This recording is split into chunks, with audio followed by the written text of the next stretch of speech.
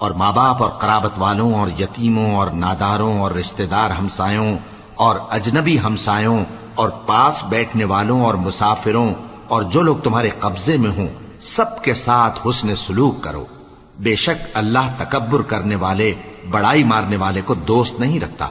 جو خود بھی بخل کریں اور لوگوں کو بھی بخل سکھائیں، اور جو مال اللہ نے ان کو اپنے فضل سے عطا فرمایا ہے اسے چھپا چھپا کے رکھیں، اور ہم نے کافروں کے لیے ذلت کا عذاب تیار کر رکھا ہے۔